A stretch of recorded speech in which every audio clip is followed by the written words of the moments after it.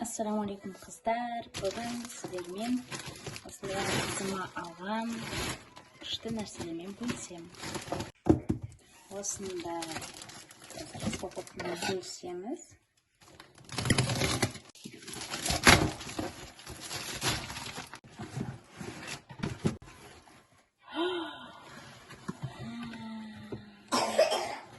Қандай әдемі, күшті екен. Мына жылтырақтағын енді айта алмаймын. Жалт-жалт етеді ғой, цветке, күннің көзіне қалған кезде күшті жылтырайды ғой. Качествосын қараңыздар, қандай әдемі. Тек мына жері мынадай екен. Алынбайтын сияқты, жақсы тігілген. Былай күшті.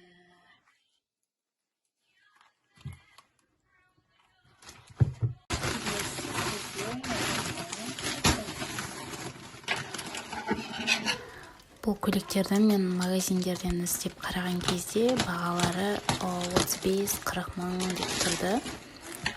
Өзім алған бағанды естіген кезде қатты шок боласыздар. Вообще качествосы күшті ғой. Қанша инстаграмдарды қопарып қарасам да, мен мынадай жылтырақ көйлекті арзан бағаға таппадым. Ең қымбаты енді 100-ден жоғары, ең арзаны 25 мың. Күшті мына көйлек, маған вообще ұнады. Магазин ондай сенімді болған жоқ, бірақ тәуекел етіп бердім. Күшті келді заты. Фотода жай сылбырап тұрған сияқты болғанмен өте пышный, күшті етегі көтеріліп, прям астында подкладкасы бар, 3 қабаттан тұрады. Дәл фотодағыдай тұрады негізі, но фотода, видеода білінбейді екен көп. Живой күшті болып тұр. Енді мына жерде үтіктеу де керек. Мынаның качествосы деген бар, күшті. Прям пышный. Қараңыздар, неше қабаттан тұрады. Ішін қараңыздар. Олар еще күшті. Мынаның өзінің ішінде қаттысы бар. Замок қандай күшті. Качествосы дейтін супер. Қатты ұнады. Мен қызыма бергенім бұл. Өте күшті. Артында бабочкасы осындай. Мен жеңдері, манжетасы күшті тігілген.